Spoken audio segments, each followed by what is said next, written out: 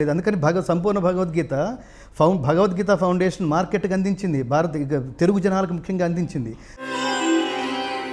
గీతా కల్పతరుం భజే భగవతా కృష్ణేన సంరోపితం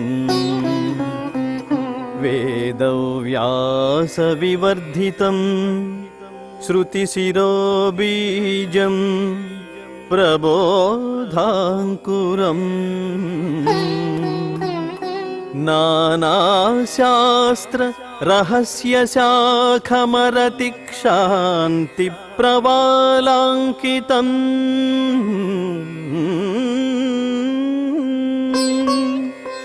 కృష్ణాంఘ్రిద్వయ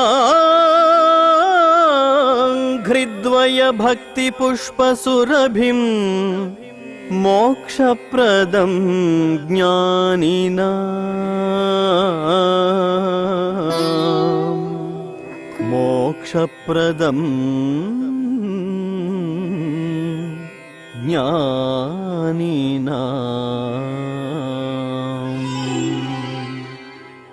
జయ శ్రీకృష్ణ.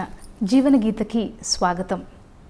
అశేష తెలుగు ప్రేక్షకుల విశేష ఆదరణతో ముందుకు సాగిపోతున్న జీవన గీత కార్యక్రమానికి స్వాగతం పలుకుతూ మన అతిథి శ్రీ గంగాధర శాస్త్రి గారిని కార్యక్రమంలోకి ఆహ్వానిద్దామా?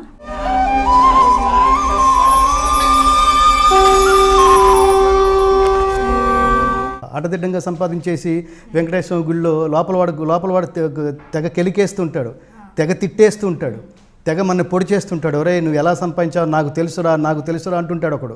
వాడిని కప్పెట్టి కొంతకాలానికి ఆ టెన్షన్ భరించలేక ఒకసారి దేవుడి దగ్గరికి వెళ్ళి మన బాధ చెప్పుకుందామని ₹1 కోటి వేసేసి అజ్ఞాత భక్తుడు ₹1 కోటి అజ్ఞాత భక్తుడు, వాడికి పేరు లేదు పాపం, దేవుడి దగ్గర ఎవరికీ పేరు ఉండదు. టీటీడీ చైర్మన్ వేపుకు వెళ్ళే దారి అంటుంది తప్ప మీరు చూడండి తిరుమలలో పనిచేసే ఎవరి పేర్లు వాళ్ళ బోర్డుల మీద ఉండదు. తిరుమలలో, తిరుపతిలో కాదు, కార్యనిర్వహణాధికారి వారి కార్యాలయం తప్ప అక్కడ ఎవరున్నారో వాడి పేరు ఉండదు. అంటే భగవంతుడి దగ్గర అందరూ సమానమే. కాబట్టి వాడు అనుగ్రహం పొందడం కోసం ₹1 కోటి అక్కడ వేసేసి అజ్ఞాత భక్తుడి రూపంలో మళ్ళీ ఇటు తిరిగి వెళ్ళేసి కోటి వేసా, ఆర్ యూ సాటిస్ఫైడ్ అని అడగడం. వాడేమో నేను చాలా ఫైనాన్షియల్ ప్రాబ్లమ్స్లో ఉన్నప్పుడు నన్ను భలే సేవ్ చేసావరా అంటాడనుకుని వీడు మోసపోవడం. అట్లాంటి మార్గానికి పరమాత్ముడు అతీతుడు. ఎన్నో కొండలు గుట్టలు, ఎన్నో రత్నాలు వజ్రాలు వైఢూర్యాలు అన్నీ గనుల రూపంలో నీకు ఇచ్చేసినప్పుడు అందులోంచి 1 కిలో గిల్లి వాడికి ఇచ్చినంత మాత్రాన వాడికే అట్లాంటి లక్ష్మీదేవి హుండీలోంచి కొంత తీసుకుని మళ్ళీ వాడి హుండీలో వేసినంత మాత్రాన వాడు ఆనందిస్తాడనుకోవడం అది నీ స్ట్రెస్కి రిలీఫ్ తప్ప అది దేవుడికి అక్కర్లేదు. వాడికి ఏం కావాలంటే వాడు ఏదైతే ధర్మాన్ని నీకు ఉపదేశించాడో ఆ ధర్మాన్ని ఇవాళ నేను ఒక శ్లోకం ఆచరించాను స్వామి అని మళ్ళీ నువ్వు తిరుపతి వెళ్ళినప్పుడు ఒక ప్రోగ్రెస్తో పరమాత్ముడిని కలిసినప్పుడు వాడు ఆనందిస్తాడు, వాడు నిన్ను అనుగ్రహిస్తాడు. వాడే పరమాత్మ. వాడిని అలా ప్రోగ్రెస్తో వాడు ఏర్పరిచిన ధర్మ మార్గాన్ని అనుష్ఠించాననే ప్రోగ్రెస్తో వాడికి చెప్పడం కోసం వెళ్ళాల్సిందే తప్ప నాకు అవి కావాలి ఇవి కావాలి అక్కర్లేదు. దేవుడు కోరికల్ని నీ కోరికలు బట్టి ఇవ్వడు, నీ అర్హతలను బట్టి ఇస్తాడు. మనం ఒకసారి చెప్పుకున్నాం, మళ్ళీ చెప్పుకోవాల్సిన విషయం ఇది. God gives you what you deserve, not what you Dzire. ఏది పడితే అది ఇచ్చేట్టయితే ఎవడు పక్కన వాడు ఎవడు మిగలడు. ఎందుకంటే ఎవడికి మన ఏడుపులకి 2 కారణాలు, ఒకటి మనకి లేదని, రెండవది పక్కన వాడికి ఎక్కువ ఉందని. కాబట్టి అట్లా ఇవ్వడు దేవుడు. నీకు అర్హత ఎంత చూస్తాడు. టీచర్లు ఎలా అయితే మన పరీక్షలో మార్కులు మనం చదివిన దాన్ని రాస్తే అర్హతను బట్టి వేస్తున్నారో అలాగే పరమాత్ముడు కూడా వాడికి మనం భక్తుడం, ఏది ఒక శిష్యుడు లాంటి భక్తుడం మనకి అలా మార్కులు వేస్తాడు. ఓ ధర్మాన్ని అనుష్ఠించావు, ఈ జన్మలో క్రోధం తీసేసావు, 1 మార్కు తీసేసాం, 1 మార్కు వేసాం, ఒకటి నువ్వు తీసేసావు నేను వేసా. నెక్స్ట్ జన్మలో ఇంకోటి ఏది అటాచ్మెంట్ లేకుండా చేసావు, నీ కర్మను నువ్వు ధర్మబద్ధంగా ఆచరించావు. ధర్మం శ్రేయాన్ స్వధర్మో విగుణ పరధర్మాత్ స్వనుష్ఠితాత్ స్వధర్మే నిధనం శ్రేయ పరధర్మో భయావహ. చదువుతున్న పిల్లలు చదువుతున్న కాలంలో చదువుకోవాలి, ఇంకా వేరే పనులు చేయరాదు. దాని నియమంతో చదవాలి, నిష్ఠతో చదవాలి, లక్ష్యంతో చదవాలి, తల్లిదండ్రులు గౌరవించాలి. అంతే. వాళ్ళకి రీప్లేస్మెంట్ లేదు, అమ్మకి రీప్లేస్మెంట్ లేదు, నాన్నకి రీప్లేస్మెంట్ లేదు, వాళ్ళ త్యాగాలకి రీప్లేస్మెంట్ లేదు. నువ్వు ఎంత ఇచ్చినా వాళ్ళు తిరిగి తీసుకోరు, వాళ్ళ రుణం ఎప్పుడు తీసుకోలేము. కాబట్టి తల్లిదండ్రులను గౌరవించటం భగవద్గీత నేర్పే ధర్మం. మాతృదేవోభవ గుర్తు చేస్తుంది. శ్రేయాను స్వధర్మో విగుణ అంటే అక్కడ అర్జునుడికి వాడి ధర్మాన్ని నిర్వర్తించడంలో భాగంగా ధర్మయుద్ధం చేయమని చెప్పడం ఎలాగో దాని అంతర్లీనమైన అర్థాల్లో ఇవి కూడా అన్నమాట. కాబట్టి అట్లాంటి మార్గంలో మనని చూడండి, మనం పాపం పుణ్యం గురించి మాట్లాడుకున్నాం. ఇతరులని ఎంత స్ఫూర్తిదాయకమైన మార్గంలో నడిపించే జ్ఞానాన్ని జాగృతం చేసిన తెలుగు రాష్ట్రాల్లో మహాగాయకుడు ఘంటసాల గారికి మనం ఏమిచ్చి రుణం తీర్చుకోగలం? పరమాత్మకి తన రుణం తన జన్మనిచ్చినందుకు నా జన్మను సార్థకం చేయి స్వామి అని ప్రార్థించినట్టుగా, ఆయన అనుగ్రహించినట్టుగా, హే కృష్ణ ముకుంద మురారి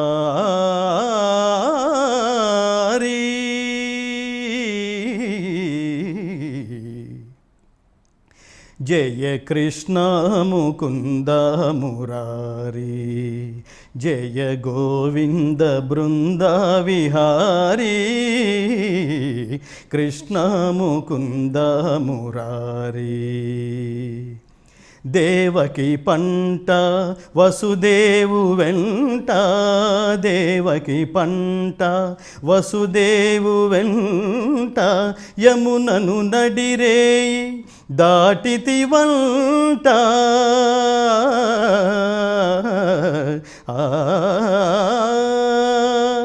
వెలసితి వంట నందుని ఇంట, వెలసితి వంట నందుని ఇంట, రేపల్లె ఇల్లాయనంట,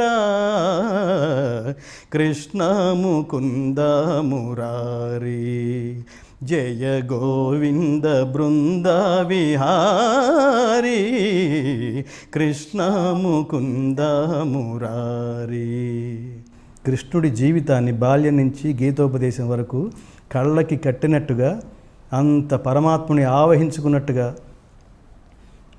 జాతికి ఉపదేశం ఇచ్చినట్టుగా ఒక పక్కన భగవద్గీత పాడి కృష్ణ గీత సారాంశం ప్రపంచానికి అందించి కృష్ణ వైభవాన్ని అనేక గీతాల రూపంలో పాడిన ఘంటసాల వెంకటేశ్వరరావు గారు చేసిన పుణ్యం మనం అక్కడికి వస్తున్నాం. ఆ పుణ్యం అది ఎలాంటి ఫలితం ఇస్తుంది? మళ్ళీ ఆయన చేసిన సత్కర్మ వల్ల, దానివల్ల సంక్రమించిన పుణ్యం వల్ల మళ్ళీ మంచి జన్మ, డెఫినెట్గా అందులో డౌటే లేదు. మళ్ళీ మంచి జన్మ ఎత్తడం ద్వారా ఇలాంటి సామాన్య జనులకు కూడా రససిద్ధిని, భక్తి రససిద్ధిని ప్రాప్తింపచేసే ఇలాంటి ఎన్నో పరమాత్ముడి వైభవాలకి సంబంధించిన వాటిలన్నింటినీ కీర్తనల రూపంలో, తన గానం రూపంలో మళ్ళీ రికార్డ్ చేసేందుకు ఆయన పుట్టాలని మనం పరమాత్మను కోరుకోవాలి. ఎందుకంటే ఆ మహాత్ముడు లేకపోతే మాలాంటి వాళ్ళు కూడా సంపూర్ణ భగవద్గీత ఇట్లాంటి యజ్ఞం చేయాలనే స్ఫూర్తి కూడా మనకు ఉండేది కాదు. మనం ఎక్కడి నుంచి వచ్చామంటే భగవద్గీతలో 9వ అధ్యాయమైన రాజవిద్యా రాజగుహ్య యోగంలో 9వ శ్లోకమైన ఆ శ్లోకాన్ని నచమాంతాని కర్మాణి నిబధ్నంతి ధనంజయ ఉదాసీనవదాసీనం ఆసక్తం తేషు కర్మసు. ఈ శ్లోకాన్ని, ఈ మంత్రతుల్యమైన శ్లోకాన్ని 210 రోజులలోగా 1,90,000 దీన్ని పారాయణ చేసినట్లయితే, ఈ పారాయణ చేసేటప్పుడు కాన్సన్ట్రేషన్ ఎవరు? రకరకాలుగా పరిపరి విధాలుగా మనస్సు పోరాదు. ఎవరి మీద ఏకాగ్రచిత్తం నిలబట్టి ఉండాలి? పార్థసారథి శ్రీకృష్ణ పరమాత్మ మీదే మనస్సు లగ్నం చేసి దీన్ని చదివినట్లయితే, దీన్ని పఠించినట్లయితే, దీన్ని అనుష్ఠించినట్లయితే, దీన్ని జపించినట్లయితే తప్పకుండా సంతాన ప్రాప్తి కలుగుతుందని పరమాత్ముడు ఆ రకంగా వీళ్ళ కోరికని ఆ రకంగా అనుగ్రహిస్తాడని మహాత్ములు చెప్తున్న విషయాన్ని మనం కూడా చెప్తున్నాం. మనిషిని చేరే మార్గం పేరేమిటి? ప్రేమ. మనిషి దైవాన్ని చేరే మార్గం పేరేమిటి? భక్తి. కాబట్టి ఆ భక్తితోనే కదా శ్రీకృష్ణ పరమాత్మని ఈ పక్కన తుయ్యడానికి ఎన్ని బంగారు వడ్డాణాలు ఆభరణాలు వేసినా కూడా ఏమేసింది రుక్మిణి? చిన్న తులసి. దేంతో వేసింది? దేంతో కలిపి వేసింది? భక్తితో. పత్రం పుష్పం ఫలం తోయం యో మే భక్త్యా ప్రయచ్చతి తదహం భక్త్యుపహృతం అస్నామి ప్రయతాత్మనః.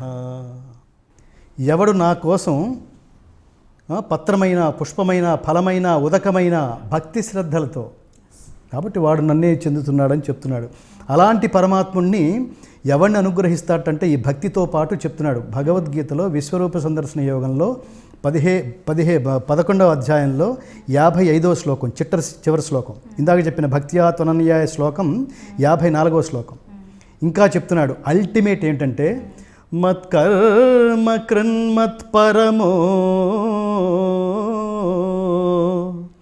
మద్భక్త సంగవర్జితః నిర్వైర సర్వభూతేషు యస్స మామేతి పాండవ పాండవా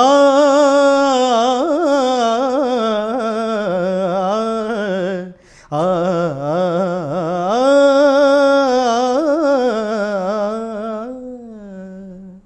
మత్కర్మ కృన్మత్పరమో మద్భక్త సంగవర్జితః నిర్వైరః సర్వభూతేషు యః మాం యేతి పాండవా పాండవా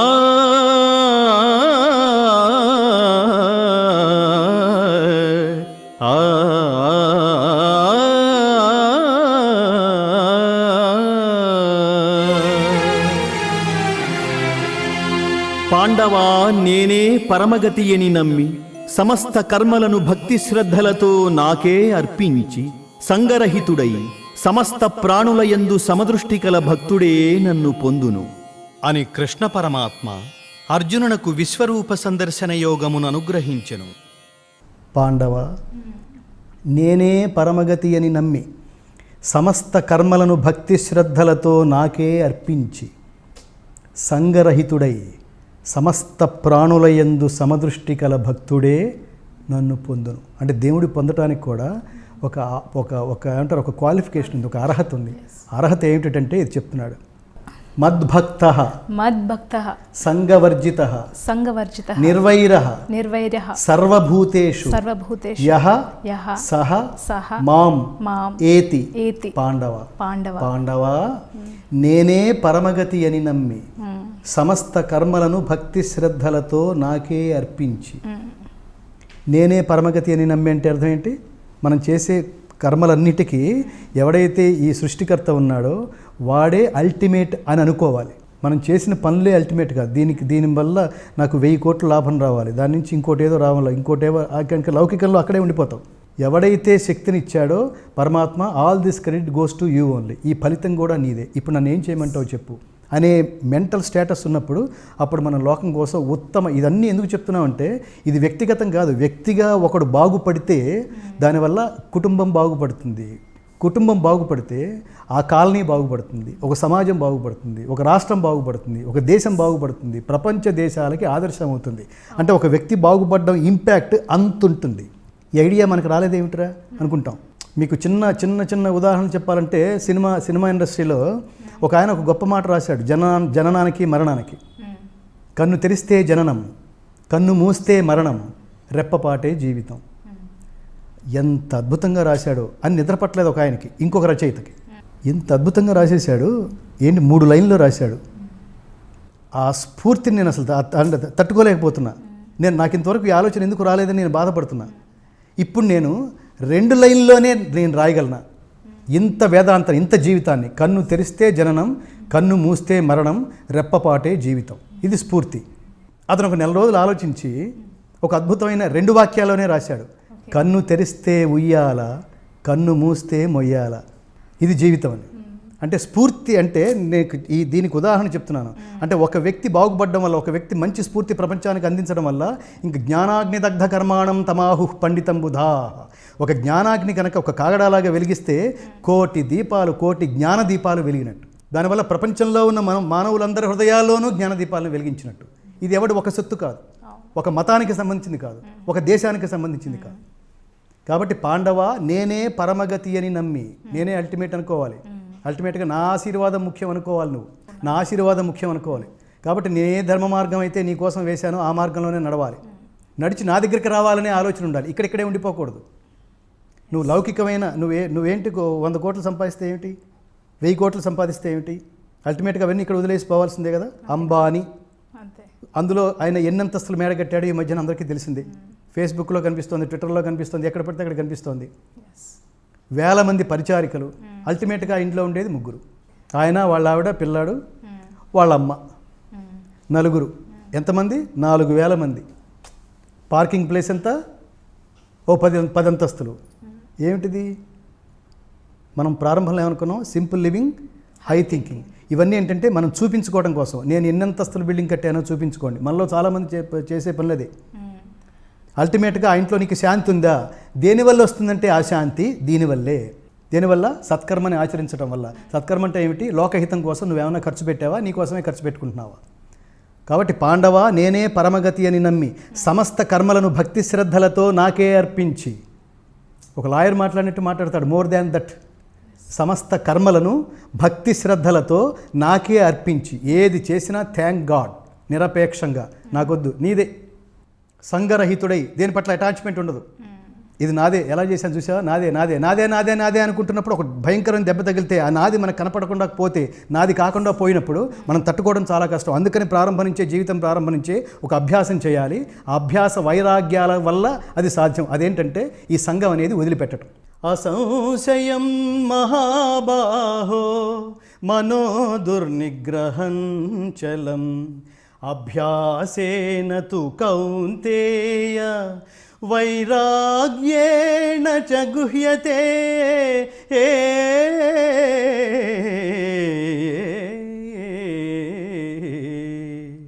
నిస్సంశయంగా మనస్సుని నిగ్రహించుట గాలిని స్తంభింపచేయటం లాంటి దుస్సాధ్యమైనదే అయినప్పటికీ దాన్ని అభ్యాస వైరాగ్యముల చేత నిరోధింపవచ్చును, నిగ్రహింపవచ్చును. ఇది కష్టమండి.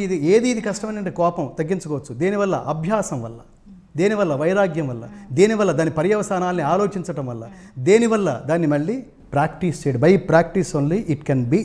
మత్కర్మ కృన్మత్ పరమః మద్భక్త సంగవర్జితః నిర్వైర సర్వభూతేషు యస్సమాం ఏతి పాండవ. పాండవ నేనే పరమగతి అని నమ్మి సమస్త కర్మలను భక్తి శ్రద్ధలతో నాకే అర్పించి సంగరహితుడై, అటాచ్మెంట్ లేకుండా సంగరహితుడై సమస్త ప్రాణుల యందు సమదృష్టి కల భక్తుడే నన్ను పొందును. సమస్త ప్రాణుల యందు. ఎంత గొప్ప దేశమో చూడండి. ఇది కేవలం అంటే మానవ సేవే మాధవ సేవ అని మాట్లాడట్లేదు ఈ దేశం. 84 లక్షల రకాల జీవరాశుల్లో ఉన్నదే పరమాత్మ అన్న విషయం గుర్తించి, నీలో ఉన్న పరమాత్మే వాటిలో ఉన్నాడన్న విషయం కూడా గుర్తించి, మనం మీకు ఫైండింగ్ నీమో అని సినిమా చూసారా మీరు? ఫైండింగ్ నీమో, చేప మీద ఒక సినిమా తీశాడు మహాద్భుతమైన వ్యక్తి. వాడు భారతీయ ఫిలాసఫీని వాడు మొత్తం ఆపోజిట్ని బట్టి గొప్ప మాట చెప్పాడు. అదేంటంటే దానికి ఈ శ్లోకమే దానికి ప్రధానమైన స్ఫూర్తి. ఆ సినిమాలో క్యాప్షన్ పెట్టాడు, fishes are friends not food అని పెట్టాడు. Finish. Fishes are friends not food. చేపలు మన స్నేహితులే. అంటే అందరిలోనూ అన్ని ప్రాణుల్లోనూ స్నేహాన్ని చూసేవాడి ఆ జ్ఞానాన్ని జాగృతం చేయగలిగిన శక్తి ఎక్కడుందండి? భారతదేశంలో తప్ప. మనం అద్యతే అత్తిచ భూతాని తస్మాదన్నం తదుచ్యతే ఇతి అని మనం మాట్లాడాం. తైత్తరీయోపనిషత్తు చెప్తుంది. అన్నం అంటే తినబడేది, తినేసేది కూడా అదే. మనలో ఉన్న మనకేమిటి ఆకలి అనే రోగానికి ఆహారం అనేది ఔషధం మాత్రమే.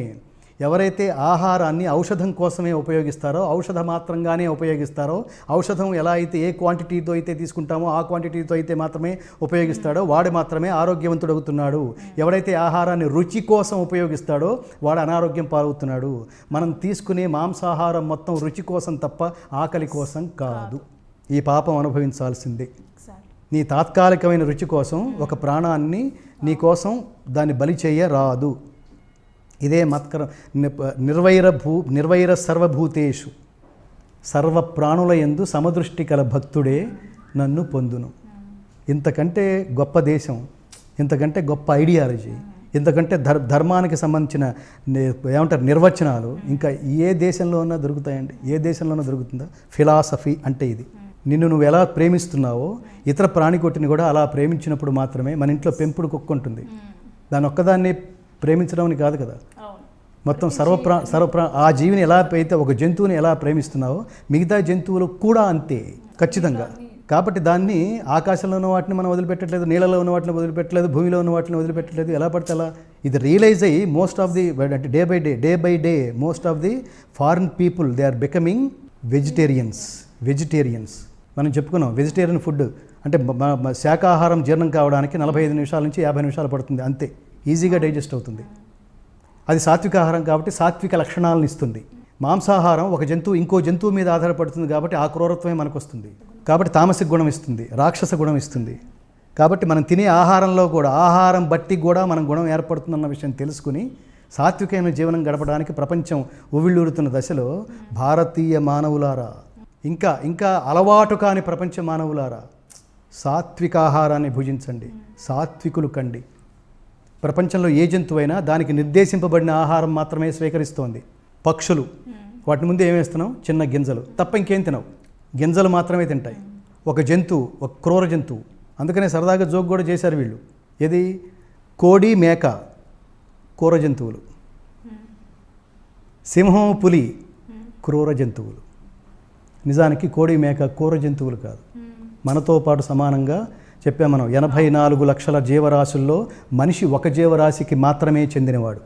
83 లక్షలుంటే అందులో మనిషి ఒకటైతే నేనే సర్వం అనుకుని మిగతా ప్రాణుల్ని బతకనివ్వకుండా, కాబట్టి ఆ సన్మార్గంలో, ఆ సాత్విక మార్గంలో ప్రయాణించమని భగవద్గీత చెప్తుంది. తద్వారా పరమాత్ముడు అనుగ్రహం పొందమని చెప్పే అత్యద్భుతమైన శ్లోకం ఇది. నిర్వైర సర్వభూతేషు యస్ సమాం ఏతి పాండవ. పాండవ, ఓ అర్జున, నేనే పరమగతి అని నమ్మి సమస్త కర్మలను భక్తి శ్రద్ధలతో నాకే అర్పించి సంగరహితుడై సమస్త ప్రాణుల యందు సమదృష్టి కల భక్తుడే నన్ను పొందును. జయ శ్రీకృష్ణ. ఇదండి ఈరోజు జీవన గీత. మరిన్ని విలువైన విషయాలతో తరువాయి భాగంలో మళ్ళీ కలుద్దాం. అంతవరకు జయ శ్రీకృష్ణ. సర్వోపనిషదో గావో దోగ్ధా గోపాలనందనః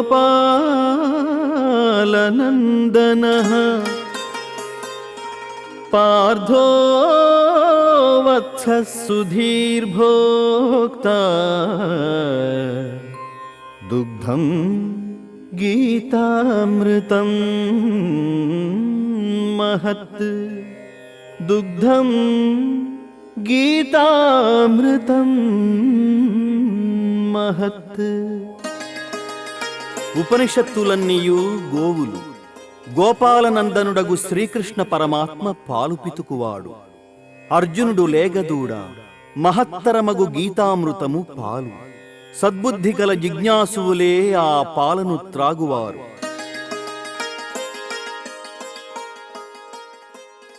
గీత నేర్చుకుందాం, రాత మార్చుకుందాం, ఇంటింటా గీతా జ్యోతిని వెలిగిద్దాం.